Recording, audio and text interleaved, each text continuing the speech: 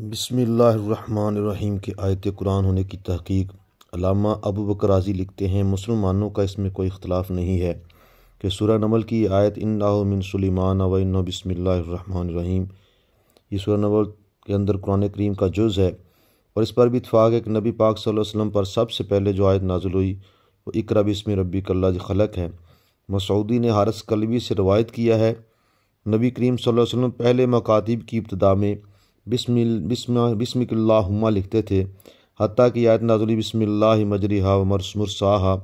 تو آپ بسم اللہ لکھنے لگے۔ پھر یہ آیت نازل ہوئی قل ادعوا اللہ او ادعوا الرحمن تو آپ بسم اللہ الرحمن لکھنے لگے۔ سنن ابو داؤد میں روایت ہے کہ نبی کریم صلی اللہ علیہ وسلم نے بسم اللہ الرحمن الرحیم کو اس وقت تک نہیں لکھا جب تک سورہ نمل نازل نہیں ہوئی، اور جب نبی کریم صلی اللہ علیہ وسلم نے صلح نامہ حدیبیہ لکھوایا تو آپ نے حضرت علی رضی اللہ تعالیٰ سے فرمایا لکھو بسم اللہ الرحمن الرحیم، تو سہیل نے کہا کہ بسمک اللہم لکھو کیونکہ ہمارے نزدیک رحمان معروف نہیں۔ اس روایت سے معلوم ہوا کہ بسم اللہ الرحمن الرحیم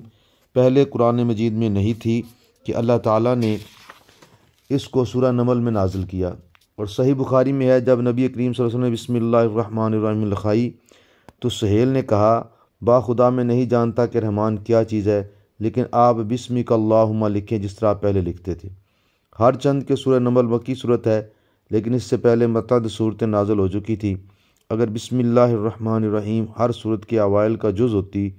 تو نبی کریم صلی اللہ علیہ وسلم ابتدا سے بسمک اللہم کی بجائے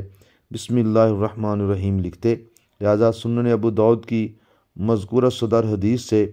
یہ بھی معلوم ہوا کہ سورہ نمل نازل ہونے سے پہلے بسم اللہ الرحمن الرحیم قرآن مجید میں نہیں تھی اور نہ ہی اوائل صورت قرآن کا جز تھی۔